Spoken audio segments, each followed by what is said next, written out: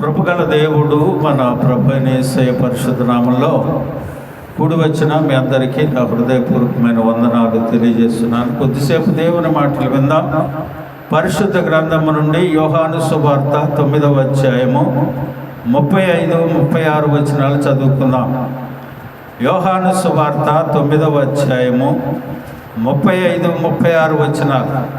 పరిసయ్యులు వానిని వెలివేసిరని యేసు విని వానిని కనుగొని, నీవు దేవుని కుమారుని యందు విశ్వాసముంచుచున్నావా అని అడిగెను.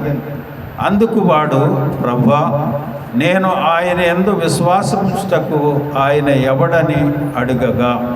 చిన్న ప్రార్థన చేసుకుందాం. కృపగల దేవ, దయగలిగిన మా ప్రభు, నీ వందనాలు ప్రభు. ఈ చదవబడిన లేఖన భాగం నీ బిడ్డలకు వివరించే జ్ఞానము నాకు లేదు నాయన. నీ సిలువ చాటు నన్ను మరుగుపరిచి నీ మాటలు మా హృదయాలలో నింపి మమ్మలను బలపరిచి నీ లేఖనానుసారంగా జీవించే కృప మాకు అనుగ్రహించి మహిమ పొందమని మా ప్రభును ప్రిరక్షకుడు త్వరలో రానయ్యున్న యేసయ్య అతి శ్రేష్టమైన నామంలో అడిగి వేడుకొనుచు ప్రార్థిస్తున్నాను మా పరమ తండ్రి, ఆమేన్. ప్రియమైన దేవుని బిడ్డలారా, చదవబడిన లేఖన భాగంలో యేసు ప్రభువారు ఒకనొక రోజు మార్గం గుండా వెళతా ఉన్నారు. వెళ్ళేటప్పుడు పుంటి గుడ్డివాడైన, పుట్టినది మొదలుకొని అతనికి కళ్ళు లేవు. ఆ మార్గం గుండా వెళుతుంటే శిష్యులు అతన్ని చూశారు. చూసి ఆయన అడిగారు, అయ్యా, అతడు పుట్టి గుడ్డివాడుగా పుట్టడానికి తను పాపం చేశాడా, తన తల్లిదండ్రులు పాపం చేశారా అని అడిగాడు. ఆయన అన్నాడు, తల్లిదండ్రులు పాపం చేయలేదు, తను పాపం చేయలేదు, కానీ దేవుని యొక్క ప్రత్యక్షత వానిలో కనపడటానికి వాడు అలాగ అయ్యాడు అని చెప్పాడు. సరే, ఆయన అడిగాడు. అక్కడికి వచ్చిన తర్వాత ఆ గుడ్డివాడి దగ్గరికి వచ్చి ఉమ్ము వేసి నేలకు రాసి ఆ మట్టితో ఆ గుడ్డివాడిని ముట్టి, వెళ్ళి సిలువలోకి వెళ్ళి నువ్వు కడుక్కొని స్వస్థత పొందమని చెప్పాడు. ఆ స్వస్థత పొంది బయటకు వచ్చిన తర్వాత పరిసయ్యులు చూశారు. ఏంటిడు గుడ్డోడు కదా, ఇక్కడ కూర్చొని ఉండేవాడు, అడుక్కుంటూ ఉండేవాడు కదా, ఏంటిడికి ఎలా స్వస్థత వచ్చింది అని అడిగి ఆ పిల్లోని పిలిచి, బాబు రే, నువ్వు గుడ్డోడివే కదా. అవునయ్య గారు. మరి స్వస్థత ఎలా వచ్చింది? ఎవరో యేసు అంట, ఆయన ఎవరో నాకు తెలీదు, ఆయన ఉమ్మి వేసి మట్టి రాసి కడుక్కొని నువ్వు స్వస్థత పొందని చెప్పాడు. నేను సిలువలోకి వెళ్ళి కడుక్కోగానే నాకు స్వస్థత వచ్చింది అని చెప్పాడు. ఆ రోజు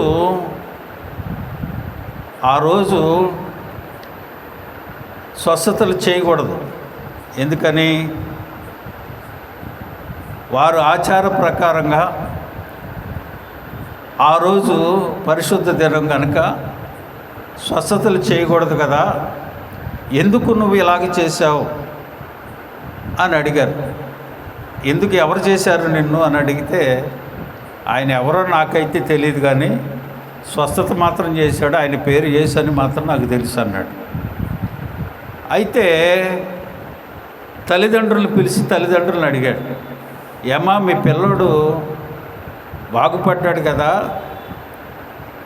ఎలాగ బాగుపడ్డాడు అని అంటే, ఆయనంటే వీళ్ళకి పడదు కదా, మళ్ళీ లేనిపోయిన తంటేమో, ఆడు ఎదిగినోడు కదా, వయసు వచ్చిన పిల్లోడు కదయ్యా, ఆడినే అడగండి అని తల్లిదండ్రులు చెప్పారు.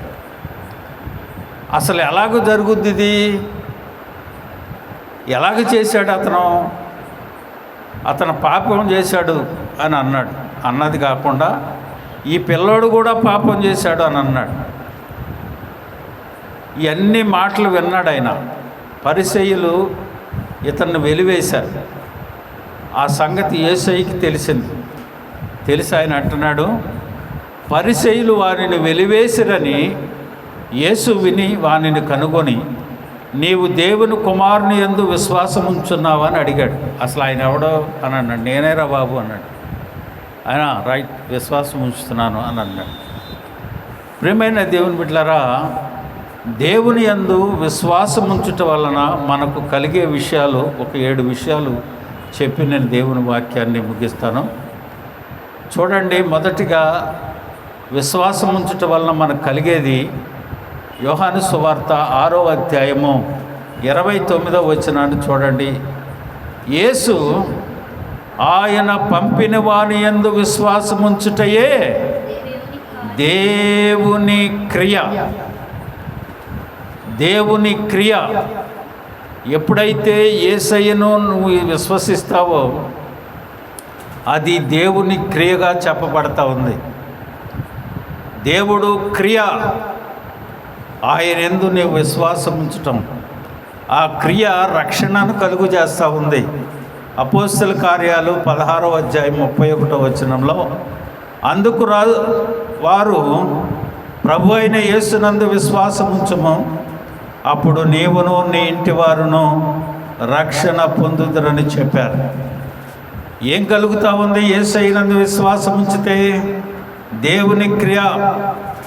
రెండవది రక్షణ. యేసునందు విశ్వాసం ఉంచు, అప్పుడు ఎవరు అంట రక్షణ పొందేది? నీవును నీ ఇంటి వారును రక్షణ పొందుతారు. ప్రియమైన దేవుని బిడ్డలారా, యేసునందు విశ్వాసం ఉంచితే రక్షణ దొరుకుతుంది. యేసునందు విశ్వాసం ఉంచితే క్రియ జరుగుతుంది. మనుషులను నమ్ముకోవటం కాదు, మనుషులను ఆశ్రయించటం కాదు, ప్రభువును ఆశ్రయించాలి. యేసునందు విశ్వాసం ఉంచు, క్రియ జరుగుద్ది. యేసునందు విశ్వాసం ఉంచు, రక్షణ దొరుకుతుంది. ఈనాడు జరిగే పరిస్థితులు ఎలా ఉన్నాయి? ఎక్కడ తైలాభిషేకాలు, ఎక్కడ స్వస్థత కూటాలు, ఎక్కడ అరటిపళ్ళు, ఎక్కడ యాపిల్కాయలు, ఎక్కడ కర్చీపులు. జనము ఈ రీతిగా ఎగబడతా ఉన్నారు. దేవుని వాక్యం అంటా ఉంది, అందుకనే అలజడులు జరుగుతూ ఉన్నాయి. నీవు దేవుని యందు విశ్వాసం ఉంచాలి. చూడండి, మొన్న అమెరికాలో ఒక అతనుని కాల్చి చంపేశారు. నిన్న పొద్దున వార్తలో నేను వింటూ ఉంటే చర్చిలోకి వెళ్ళి మొన్న ఆదివారం ఆరాధన జరుగుతుంటే ఒక దొంగడు కారు వేసుకుని వెళ్ళిపోయి కాల్చేశాడు మొత్తం 500 మందిని. చర్చిలో ఆరాధన జరుగుతుంది. అర్థమవుతుందా మీకు? ఈరోజు వార్తల్లో చూసుకోండి మీరు. చర్చిలో ఆరాధన జరుగుతూ ఉంది. జరుగుతూ ఉంటే వాడు వెళ్ళిపోయి కాల్చేస్తున్నాడు. ప్రజలను మభ్యపెట్టేవాడు ఏమైపోయాడు? నా దగ్గరికి రండి, నీది అది ఇస్తాను అన్నవాడు ఆడు వస్తున్నాడని వీడికి తెలీదా? చెప్పండి. నేనేదో ప్రవచనం చెప్తున్నా, ఈరోజు ఇది జరుగుద్దని మీకు చెప్తేస్తున్నాను నేను. ఈరోజు వాడు వచ్చి కాల్ చేస్తాడు మనల్ని తెలీదా? నాకు ప్రభు నాకు చెప్పడా? అది చెప్పినోడు ఇది చెప్పడా? చెప్తాడు చెప్పడా? దేవుడు ముందే చెప్పాడు, అయ్యా అనేకమైన కార్యాలు జరుగుతాయి, మీరు అన్నిటి విషయంలో జాగ్రత్తగా ఉండండి. మీరు మీ విశ్వాస జీవితాన్ని పట్టుకొని త్రొట్టిల్లకుండా పడకుండా జాగ్రత్తగా దాన్ని కాపాడుకోండి. నా రాకడ వరకు మీ ప్రాణ ఆత్మ శరీరాలను కాపాడుకోండి, అప్పుడు మీరు నిత్యజీవం పొందుకుంటారని చెప్పాడు యేసయ్య. ప్రియమైన దేవుని బిడ్డలారా, ప్రభువులో కొనసాగేవాడు ఏ శ్రమైన, ఇరుకైన, ఇబ్బంది అయినా ఆయన యందు విశ్వాసం ఉంచి ఆయనలో కొనసాగాలి తప్ప మనుషులను ఆధారం చేసుకోవటానికి వీల్లేదు. మనుషుడు ఎవడో రక్షణను అనుగ్రహించలేడు. వినుట వలన విశ్వాసం, చెప్పే మాటలను బట్టి విశ్వాసం కలుగుద్ది. కానీ విశ్వాస జీవితాన్ని కొనసాగించాలంటే దేవుని రక్షణలో కొనసాగాలి. పాప క్షమాపణ నేను కలుగు చేయలేను, యేసయ్యే కలుగు చేయాలి. మొదటగా దేవుని క్రియ, రెండవది రక్షణ, మూడవది అపోస్తుల కార్యాలు 10వ అధ్యాయము 43వ వచనాన్ని చదువుకుందాం. అపోస్తుల కార్యాలు 10వ అధ్యాయము 43వ వచనం. ఆయన యందు విశ్వాసం ఉంచిన వాడెవడు? ఆయన నామం మూలముగా ఏం చేస్తాడట? పాప క్షమాపణ. హల్లెలూయా. మొదటిగా దేవుని క్రియ, రెండవది రక్షణ, మూడవది పాప క్షమాపణ పొందుదురని ప్రవక్తలందరూ ఆయనను గురించి సాక్ష్యం చెప్పారు. ఏమి చెప్పినా, ప్రవక్తలు చెప్పినా, మన పితరులు చెప్పినా, లేఖనాలు చెప్పినా, ఏం చెప్పినా సరే మానవుడు మారటం లేదు. మారుతున్నానని చెప్పుకుంటున్నాడే కానీ ఆయన యందు విశ్వాసం ఉంచి విశ్వాస జీవితంలో కొనసాగేవాడుగా ఉండటం లేదు. తర్వాత చూడండి, మొదటిగా ప్రేమ, ఆయన క్రియ, రెండవది రక్షణ, మూడవది పాపక్షమాపణ, నాలుగవది నీతిమంతులుగా తీర్చబడటం. చూడండి గలతీ పత్రిక 2వ అధ్యాయము 15వ వచనం. గలతీ 2:15, మనము జన్మ మూలము వలన యూదులమే కానీ అన్యజనులలో చేరిన పాపులము కాము. మనుషుడు యేసుక్రీస్తునందలి విశ్వాసము వలననే గాని ధర్మశాస్త్ర సంబంధమైన క్రియల మూలముగా నీతిమంతుడుగా తీర్చబడడని ఎరుగుదాము. ధర్మశాస్త్ర సంబంధమైన క్రియ మూలంగా కాక క్రీస్తునందలి విశ్వాసము వలనే నీతిమంతులుగా తీర్చబడుటక యేసుక్రీస్తునందులు విశ్వాసముంచి ఉన్నాము. హల్లెలూయా. ఆయన యందు విశ్వాసముంచితేనే నీకు నీతిమంతులు. నీవు నీతిమంతుడు అయితేనే పరమునకు వారసత్వం. ఏమంటే ఈ ఇబ్బందులు, ఈ శ్రమలు, ఈ అస్వస్థతలు, ఈ కార్యాలు ఎక్కడి వరకే పరిమితం. యేసు ప్రభు వారు లాజరును లేపాడు. చనిపోయి లాజరు 4 దినాలైనా లేపాడు. మళ్ళీ ఆయన చచ్చిపోయాడా లేదా? చచ్చిపోతాం. రోగాలు వచ్చినాయి, బాగుపడినాయి. మళ్ళీ రోగాలు వస్తాయా రావా? బాగుపడాం. కానీ నిత్య జీవం కావాలి అని అంటే నీతిమంతత్వం కలిగి ఉండాలి. ఆయన యందలి విశ్వాసం వల్లనే నీతిమంతులముగా మనం తీర్చబడతాం. హల్లెలూయా. కనుక ప్రియమైన దేవుని బిడ్డలారా, నా యందు విశ్వాసం ఉంచిన వాడు ఎన్నడూను దప్పికొనడని చెప్పాడు. నా యందు విశ్వాసం ఉంచిన వాడిని కడుపులో నుండి జీవజలపు నదులు పారుతాయి అన్నాడు. నా యందు విశ్వాసం ఉంచు ప్రతివాడు చీకటిలో నడవక. చూడండి యోహాను 12:46. యోహాను 12:46, నా యందు విశ్వాసం ఉంచు ప్రతివాడు చీకటిలో. చూడండి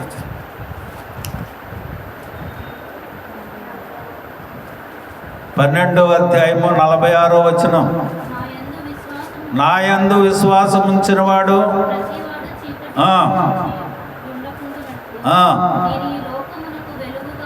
వెలుగుగా చీకటి, ఆయన యందు విశ్వాసం ఉంచిన వాడు చీకటిలో ఉండడం.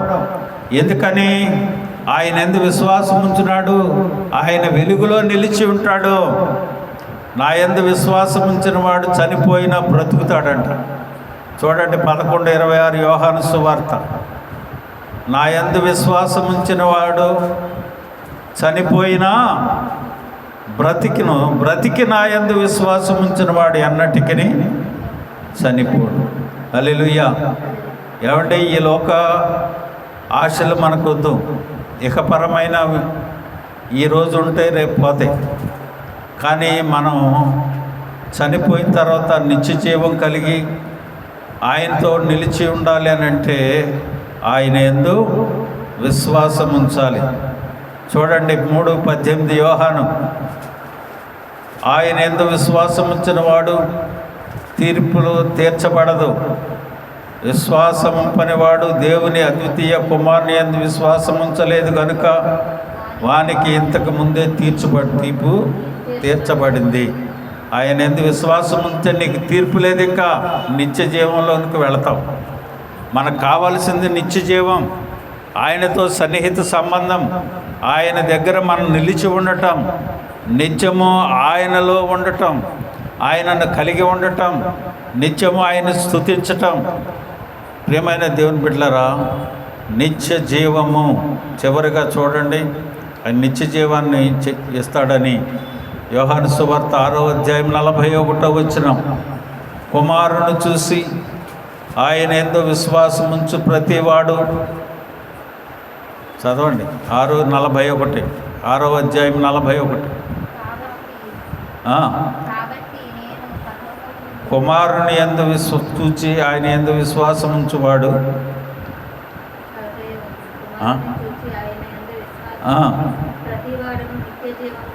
ఏం పొందుతాడట? నా తండ్రి చిత్తం అంత్య దినంలో వాడిని నేను నిత్య జీవం కావాలి అని అంటే ఆయన యందు విశ్వాసం ఉంచాడు. దేవుడు లోకమునంతో ప్రేమించను కాగా తన అద్వితీయ కుమారుని యందు విశ్వాసం ఉంచు ప్రతివాడు నశింపక నిత్య జీవం ఇవ్వటానికి ఆయన అనుగ్రహించాడని దేవుని వాక్యం సెలవిస్తూ ఉంది. కనుక ప్రియమైన దేవుని బిడ్డలారా, మనకు కావాల్సింది ఏమిటి? దేవుని క్రియ, రక్షణ, పాప క్షమాపణ, నీతిమంతులుగా తీర్చబడటం, ఆయన యందు విశ్వాసం ఉంచిన వాడు ఎన్నడూ దప్పికొనకుండా ఉండటం, వెలుగులో నివసించటం, ఆయన యందు విశ్వాసం ఉంచిన వాడు చనిపోయినా బ్రతకటం, తీర్పులోనికి రాబడకపోవటం, నిత్య జీవాన్ని కలిగి ఉండటం. హల్లెలూయా. ఆ రీతిగా దేవుడు తన యందు విశ్వాసం ఉంచిన వారిని ఆ రీతిగా దేవుడు ఆయన మనకు అన్నిటిని అనుగ్రహిస్తాడు. ఆయన యందు విశ్వాసం ఉంచటం వలన కలిగే మేలులు ఈ రాత్రి దేవుడు మనకు అనుగ్రహించాడు. అట్టి మేలులు మనం పొందుకొని దేవుని కృప పొందుదుముగా.